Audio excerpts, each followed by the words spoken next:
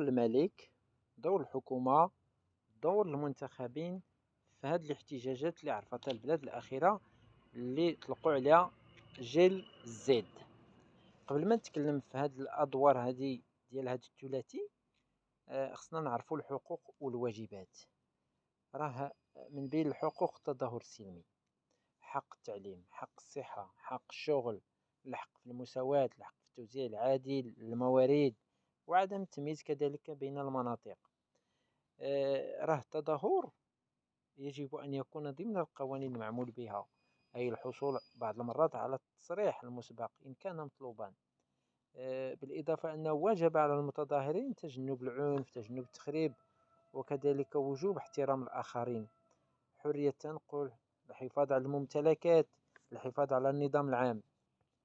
وفي نفس الوقت راه الحكومة أو الدولة وجب عليها حماية المتظاهرين السلميين، وعدم استخدام القوى المفرطة، وتطبيق القوانين مع مراعاة حقوق الإنسان.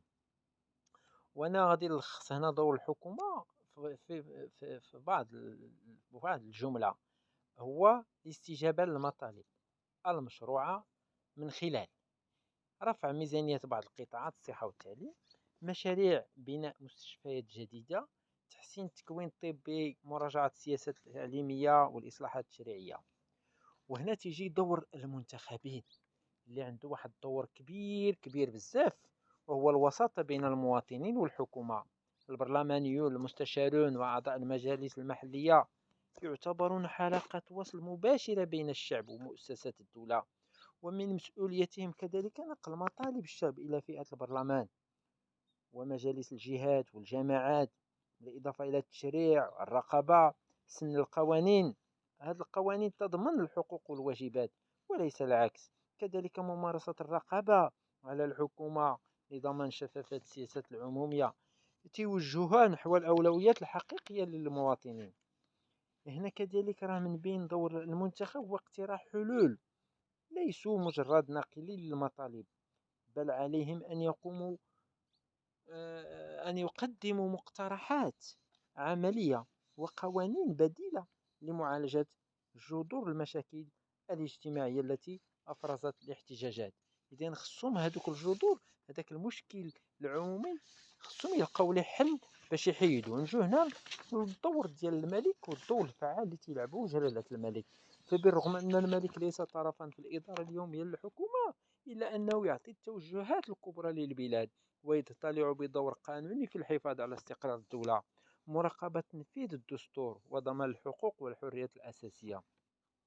راه الملك تعتبر الشعب المغربي هو الملجأ الوحيد خلال الأزمة أو الأزمات، وبالتالي يعطي الأولوية للمطالب المشروعة مع الحفاظ على التوازن الاجتماعي والسياسي. دوره كذلك في إطلاق إصلاحات دستورية أو تشريعية عند الضرورة، إلا أن الملك لا يتدخل في التدبير اليومي للحكومة، لكن عنده صلاحيات توجيهية كبيرة. يقدر يوجه الحكومة باش دير إصلاحات استعجالية، كذلك مبادرات استراتيجية، مثل إطلاق برامج تشغيل الشباب، تشجيع الحكومة لإجراء حوار مع فئة الشباب. وخلاصة القول، الملك هو له دور تحكيمي. وكذلك ما نساو واحد النقطة كان قالها جلالة الملك في الخطاب ديالو، أنه حنا مسؤولين على المنتخبين أو الناس اللي تنتخبوا، راه حنا مسؤولين على الاختيار ديالنا. إذا من هذا المنبر أنا تنطلب الناس يكون تشجيع ديال التصويت، يكون حسن الاختيار، الناس تكون صريحة وتكون النية في الاختيار ديال المرشح ديالهم أو النائب البرلماني أو الجماعي. وشكرا لكم.